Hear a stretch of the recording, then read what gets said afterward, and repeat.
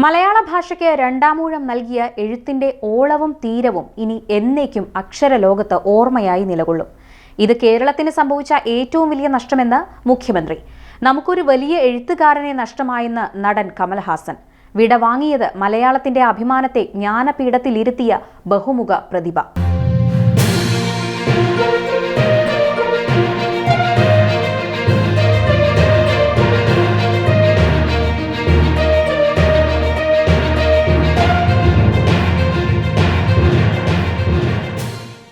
7 പതിറ്റാണ്ട് എഴുത്തിന്റെ സുഹൃതമായി നിറഞ്ഞ അതുല്യ വ്യക്തിത്വത്തിന് വിട.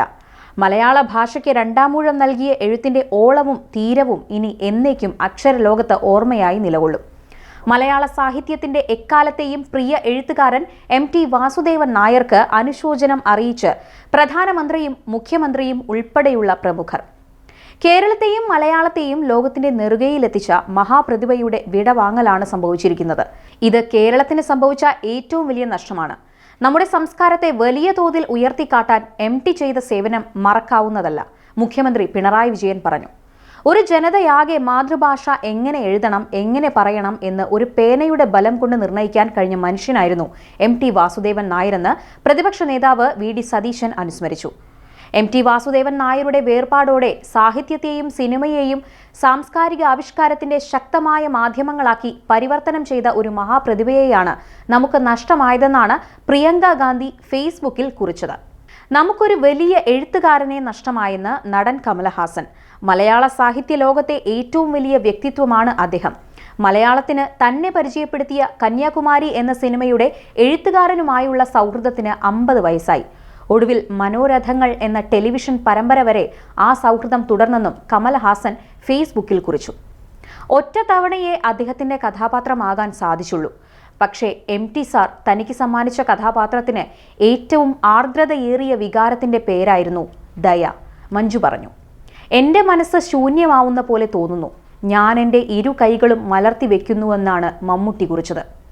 മഴ തോർന്ന പോലെയുള്ള ഏകാന്തതയാണ് ഇപ്പോൾ എൻ്റെ മനസ്സിൽ. മലയാളത്തിന്റെ അഭിമാനത്തെ ജ്ഞാനപീഠത്തിലിരുത്തിയ ബഹുമുഖ പ്രതിഭയായിരുന്ന പ്രിയപ്പെട്ട MT സാറിന് എങ്ങനെയാണ് ഞാൻ ആദരാഞ്ജലികൾ അർപ്പിക്കുക എന്നായിരുന്നു മോഹൻലാൽ കുറിച്ചത്. മലയാള സാഹിത്യത്തിൽ ഇതിഹാസമായിരുന്നു MT വാസുദേവൻ നായരെന്ന് രമേശ് ചെന്നിത്തല അനുസ്മരിച്ചു. മനുഷ്യവികാരങ്ങളുടെ ഗാഢമായ പര്യവേഷണം ആയിരുന്നു MTയുടെ കൃതികളെന്ന് പ്രധാനമന്ത്രി നരേന്ദ്രമോദി എക്സിൽ കുറിച്ചു.